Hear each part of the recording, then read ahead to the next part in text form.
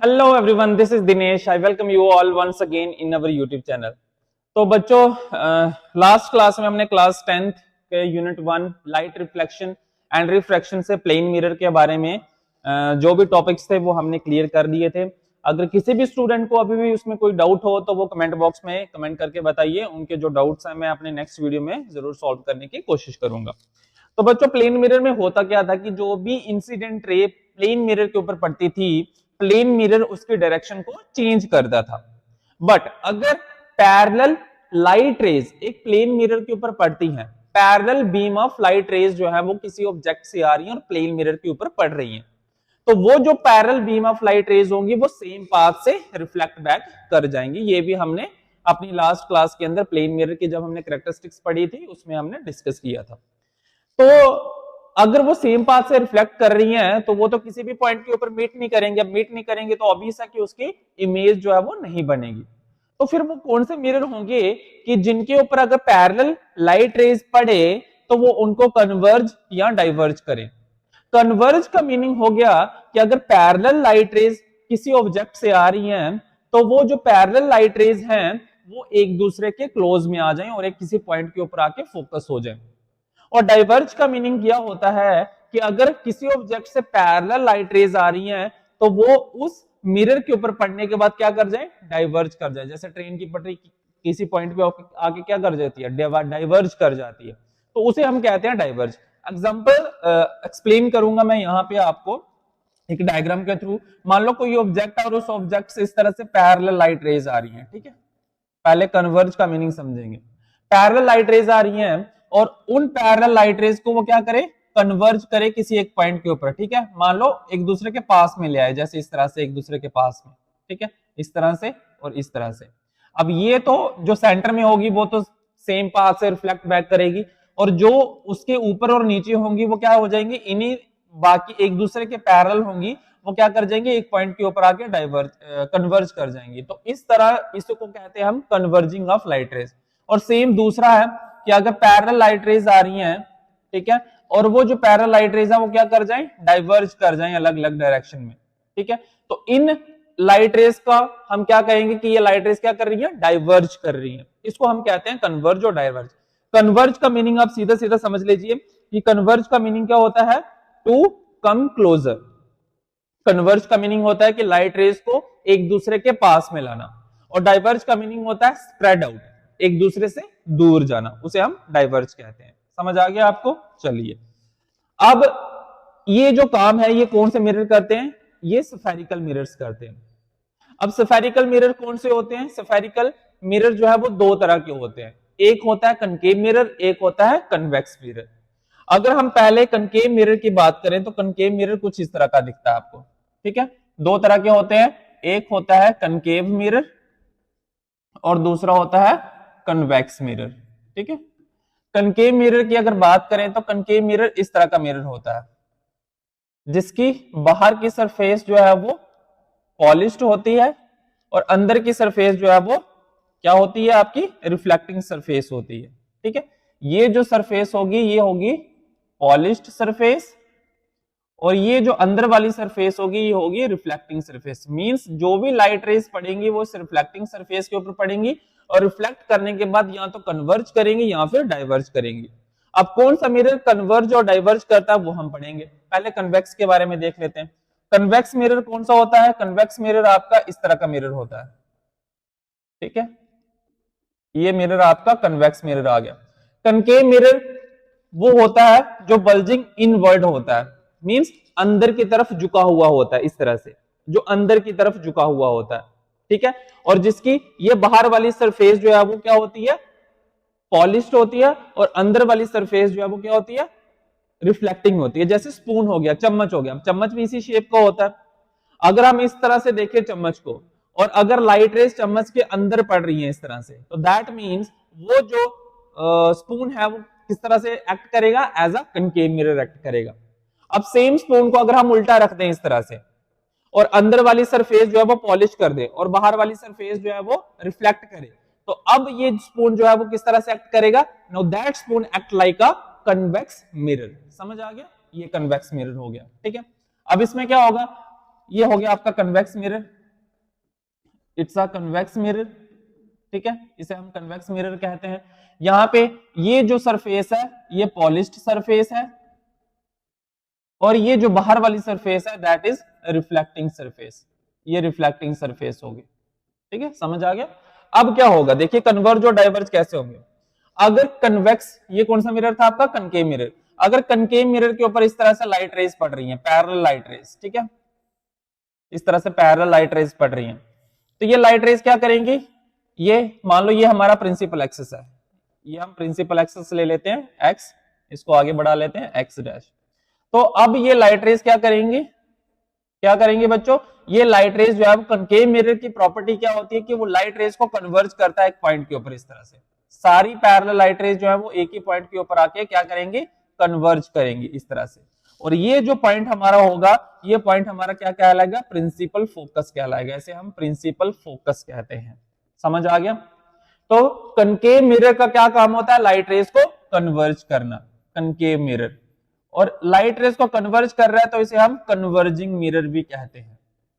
This mirror is called as a converging mirror, कि जो सारी लाइट रेज को एक जगह पे आके फोकस कर दे, that mirror is called as a converging mirror और अ कनकेव मिरर।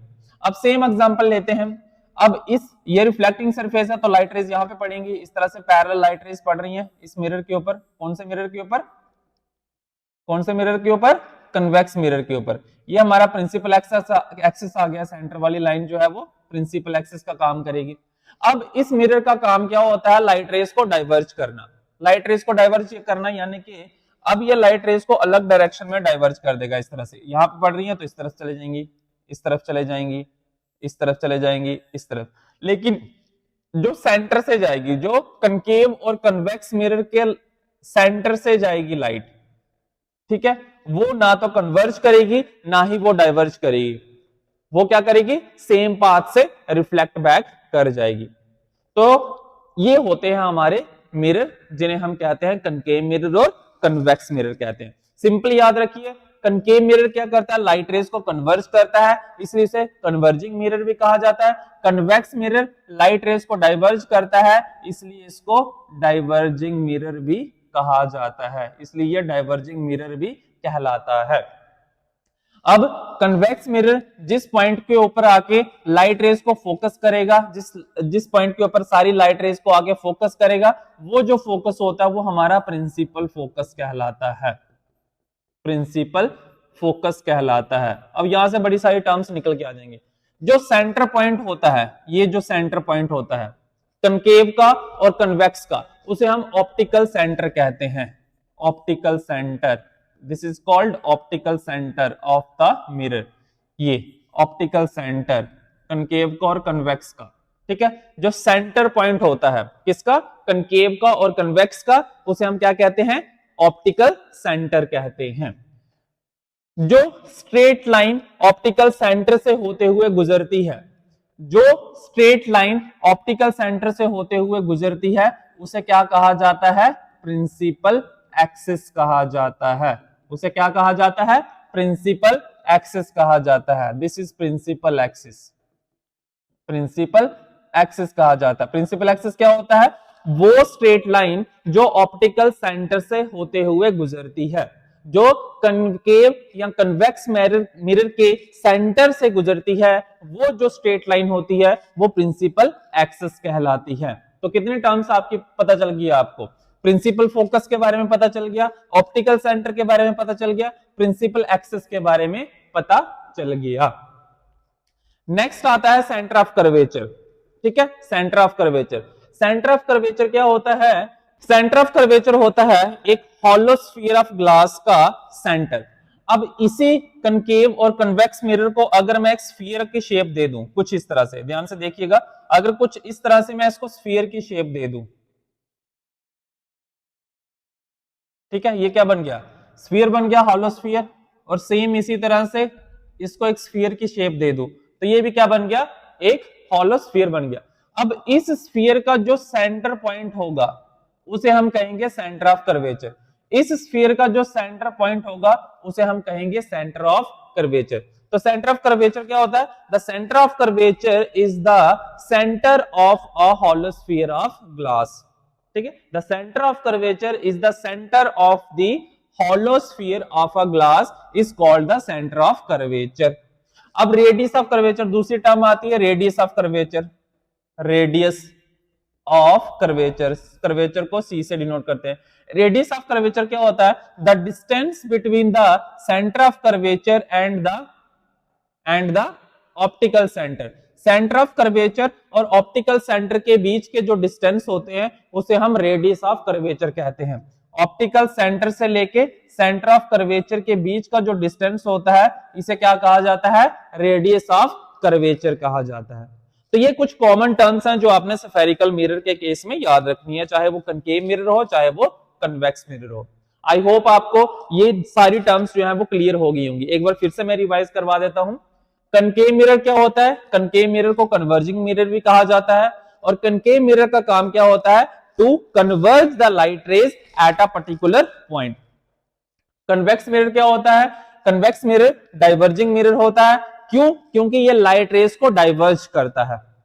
जो पैरेलल लाइट रेज होती हैं उनको एक दूसरे से दूर ले जाता है, स्प्रेड आउट कर देता है। तो उस तरह के मिरर को हम क्या कहते हैं? डाइवर्जिंग मिरर कहते हैं। कनकेव मिरर का जो ऑप्टिकल सेंटर होता है वो क्या होता है? कनकेव मिरर का ऑप्टिकल सेंटर होता है जो कनकेव मिरर का सेंटर पॉइंट होता है। कनकेव मिरर का या कन्वेक्स मिरर का जो सेंटर पॉइंट होता है, बिल्कुल अगर उसका हम सेंटर निकालेंगे तो वो जो सेंटर होगा वो उसका ऑप्टिकल सेंटर कहलाएगा। प्रिंसिपल एक्सिस क्या होता है? A straight line which is passing through the optical center of a concave mirror or a convex mirror is called the principal axis of a spherical mirror कह लीजिए, concave mirror कह लीजिए या फिर convex mirror कह लीजिए। आपकी श्रद्धा है, ठीक है? श्रद्धा आपकी तो नहीं है, बट कहने को आपकी श्रद्धा है कि आप उसको जो मर्जी कह लीजिए, ठीक है? चलिए जोक से पार्ट। नेक्स्ट आ जाता है हमारा प्रिंसिपल फोकस। प्रिंसिपल फोकस एक वो पॉइंट होता है जिसके ऊपर parallel beam of light rays जो है वो कन्वर्ज या डाइवर्ज करती है। अब आप कहेंगे सर इसमें तो कन्वर्ज करके हमारा फोकस हमें मिल गया, बट इस केस में कैसे मिलेगा?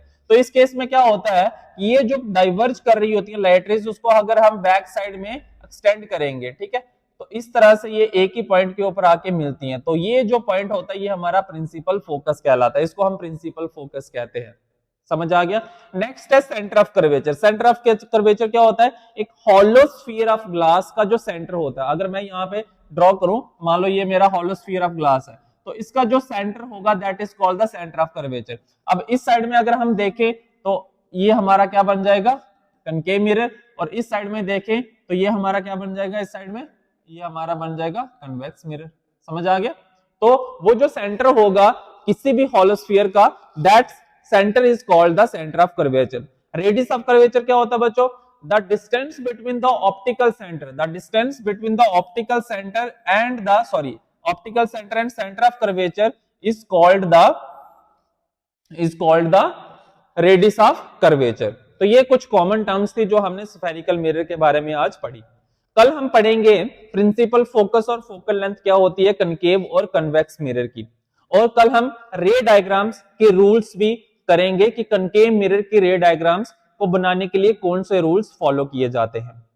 तो आज का टॉपिक यही था। मिलते हैं अपनी नेक्स्ट वीडियो में। तो अगर आज की वीडियो अच्छी लगी हो तो इसे लाइक शेयर और अपने दोस्तों में क्या करें, शेयर करें, बट कमेंट भी करें। Thank you so much. मिलते हैं अपने नेक्स्ट वीडियो में।